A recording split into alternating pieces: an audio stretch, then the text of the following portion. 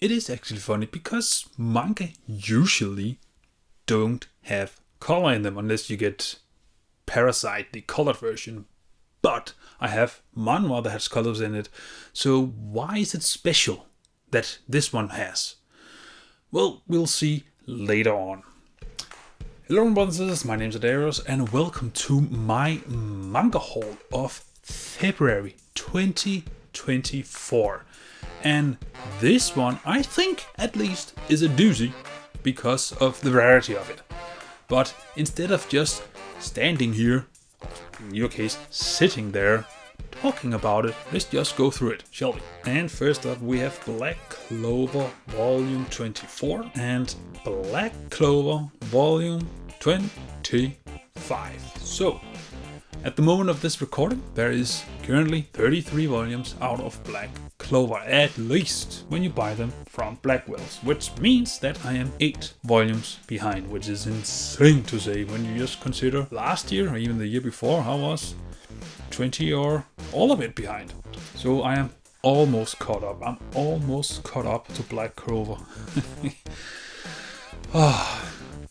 It's just been nice to getting this out of the way because it has been such a monumental task catching up because of the just sheer size of Black Clover that was already out when I started collecting it. But also the fact that I haven't read it since volume 17. I will be back to it not in a moment, but relatively shortly. I just have to finish up this series right here, which I'm currently reading. I'm on the last volume, I'm on the guidebook actually, and then I'm gonna make a video about it. And then once that is done, I'm gonna continue reading my backlog. But nevertheless, not to dwell on it, I'm almost catching up. I'm almost caught up with Black Clover. I'm looking very much forward to getting the rest and read the rest of the series, the rest half of the series. I've only read half of it yet. Jesus Christ. Alright, well, Black Clover, almost caught up. I'm almost there. Alright, let's get on to the next one. And next up we have Pokemon Adventures X and Y Volume 1. So finally starting the next chapter of the Pokemon Adventure series. For me, I am finally here. I have finally started what I consider new Pokemon Adventures, because when I started collecting Pokemon Adventures back in 2020, I think, yeah, April or something like that, 2020. What I have now, before this volume, was what was out. And this started coming out while I was trying to catch up with Pokemon Adventures. So for me, this is new territory. Almost caught up with Pokemon. It has been such a long journey. I'm pretty sure it's been the longest journey for me to catching up to a series ever. Which is wild. Alright, the next one I'm really stoked about, so let's get to it. And that is Colorless Volume 1. This is a big deal for me. 1, it is a new series. 2, it is by 7 Seas, and I am pretty sure, I've just glossed over my entire collection, I'm pretty sure this is the first volume for me I have of the publisher 7 Seas. Which is awesome. Diversify. I mean, if you look at my collection, it is either this or Dark Horse with some Yen Press and Kodansha spread in. So, 7 Seas, awesome to add them. But thirdly, as I hinted towards at the intro of this video, this one has colors in it, but not really. Let me explain. This manga takes place in a world where color is gone. It is vanished. Which, if you're reading manga, will be like, so everything is normal then, because manga is often black and white. It is in black and white, which is awesome.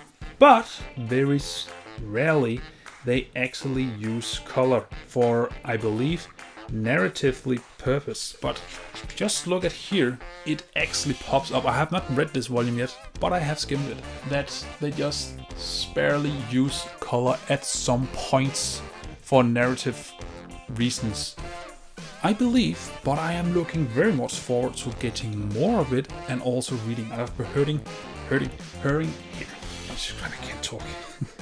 I've been hearing great things about it. And that is Kaiju number 8, Volume 9. So we're only missing one more volume and then I will have my goal achieved for this year for Kaiju number 8. But also it has now gotten a spin-off series that focuses on the side characters during the story of Kaiju number 8, which I think is fantastic. It freshes them out even more, gives them more spotlight, even though in this volume here and also further on they have been given more spotlight than the main character Kafka, but nevertheless I enjoy the world and I'm just looking forward to see where this series will end at some point.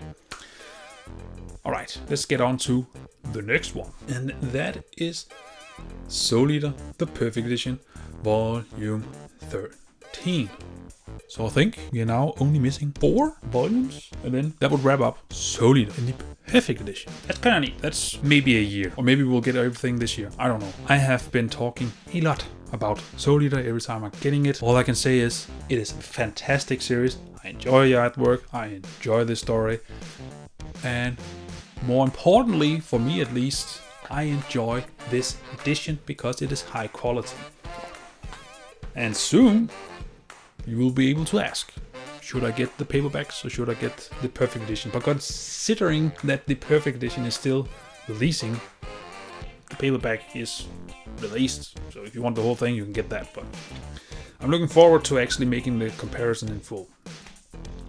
Alright, Soul Eater. Looking so much forward to see how this story ends. I have no idea. I haven't read all of it yet. I only read my hardbacks, but it is awesome, it is fun, and I enjoy it. Okay, let's jump on to the next one, and that is Solo Leveling Volume 8. Talking about color and mangas I own, or manhwas that I own. This is Solo Leveling. Also, it has an anime being released as of this recording. If you enjoy webtoons and want to see other webtoons in physical format, I can actually recommend you go into Yen Press's website. They have a lot of webtoons in there, and I'm pretty sure most, if not all of them, are printed in color like Solo Leveling. There's actually one series in there that I'm currently reading. I didn't even know they were going to release it, but they are called Overgeared, so I'm pretty sure I'm also going to get that as well. Anyway, that's Solo Leveling. Just fun action with gorgeous art. Let's jump on to the next one, and that is Fist of the North Star Volume 11.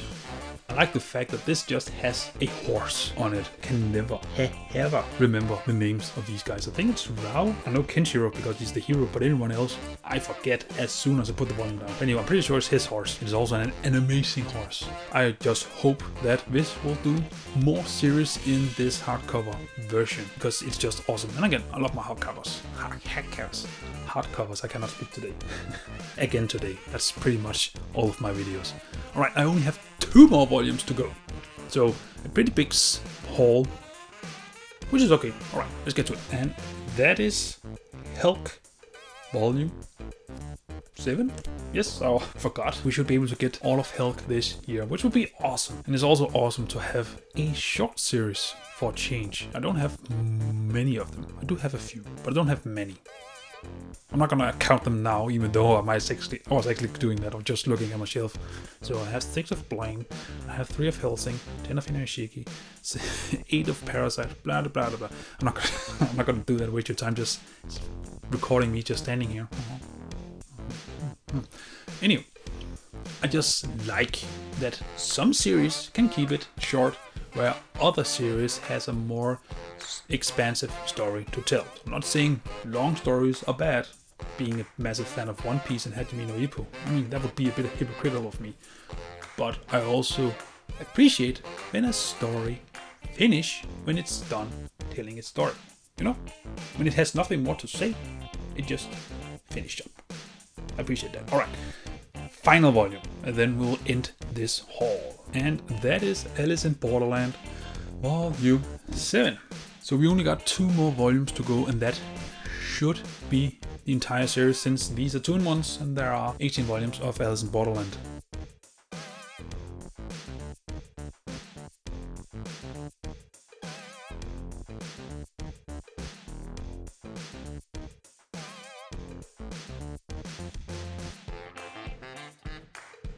But anywho, Volume 8 is out, and then we are only waiting for volume 9 dropping this spring, summer, maybe. So I will get everything this year, which is awesome. That is also one more item off my list. But yeah, that is my manga haul of February 2024. I do not have any updates for my list. That's the issue with mostly the first half of the year is just rarely any updates, if at any. I get very few updates and then nothing happens for like 6 or 8 months, and then at the end of the year it's just a sprint towards completing the list. Probably also be this year, but we'll see. I have high hopes that we will at least manage to finish off 25% before we get to summer. Alright, but that is my manga list. Manga haul. What does your manga haul of February look like? And also, since I have now gotten my first 7 Seas volume, is there any other series I should consider collecting from 7 Seas? And also, what is an underappreciated publisher, manga publisher? And don't say Tokyo Pop, since they don't exist anymore, do they? I'm pretty sure every time I see someone have a manga haul or manga collection video and they show Tokyo Pop volume, it is out of print and stuff like that. I should really do my research before doing these videos. Man, makes it more natural and real, I guess. But yes, what is another 7 Seas I should check out, and what is another publisher that still exists that I should check out and see if I want something from them? Whatever you think and whatever your manga haul look like, comment with me your thoughts as always. Till see you in the next video. Remember to stay awesome. See ya.